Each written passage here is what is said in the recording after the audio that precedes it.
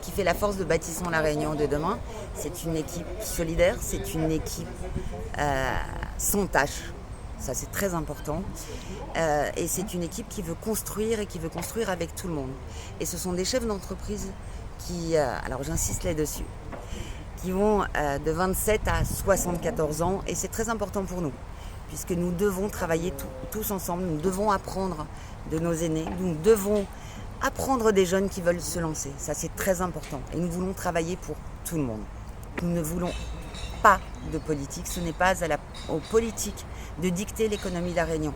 L'économie de la Réunion, c'est nous, chefs d'entreprise, qui la faisons. Nous travaillons avec eux. Ils participent à l'économie de la Réunion. Nous ne pouvons pas dire « Ok, on ne veut pas travailler avec vous ». Pas du tout. On veut travailler avec vous. Mais c'est à nous, chefs d'entreprise, de vous expliquer, d'expliquer aux politiques comment on doit travailler et sur quel sujet on doit travailler. Donc la liste Bâtissons la Réunion de demain a gardé son nom, le nom de l'année dernière, et c'est effectivement une liste sans Bruno Cohen. Il nous a fallu trouver des personnes en industrie, mais vous ne pouvez pas vous imaginer. En fait, nous avons eu l'embarras du choix. On parlait un peu tout à l'heure de ce qui s'est passé et du fait que nous avons réussi à annuler les élections, puisque M. Patel n'était pas éligible. Le nombre de gens, le nombre de chefs d'entreprise qui ont par plein de moyens différents essayé de nous contacter en disant mais bravo de ce que vous avez fait, bravo, et on veut être avec vous. Donc nous avons eu l'embarras du choix pour choisir des candidats. Et ça, c'était merveilleux. Il était important pour nous de mettre les femmes chefs d'entreprise en valeur. Sachez que, contrairement aux apparences, sur les 49 000, c'est la liste qui s'est arrêtée là au 28 mars, les 49 000 ressortissants, vous avez plus de 20 000 femmes. Et donc il fallait qu'on les mette en avant. Et c'est important pour nous. Parce qu'une femme ne dirige pas comme un mec. Je dis mec, mais c'est vrai. Une femme est aussi assez souvent une mère de famille. Une femme fait beaucoup de choses. Pas simplement au sein de son entreprise.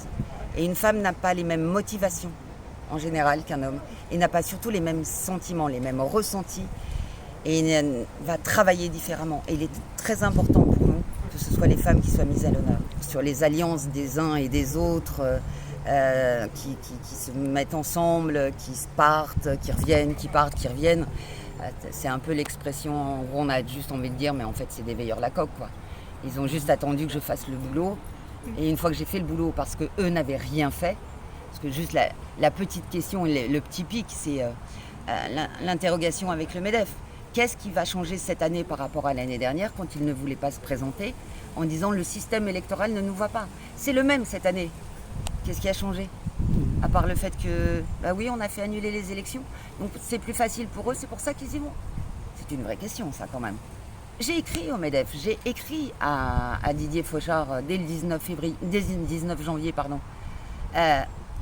Personne ne m'a répondu. Il est où le respect? Il est où le respect? Quand vous parliez des femmes tout à l'heure, les femmes sont bien plus respectueuses. Là, non seulement je n'ai aucune réponse écrite, aucune, mais même pas un coup de fil.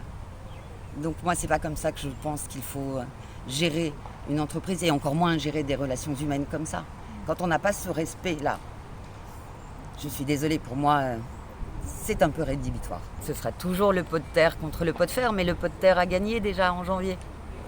Donc le pot de terre peut encore gagner en mai.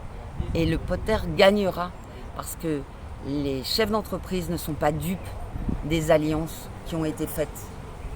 Les alliances, qu'elles soient côté CPME, MEDEF, ou les alliances, qu'elles soient côté de Pierrick Robert, les désillusions entre la CPME et l'équipe de Patel, etc.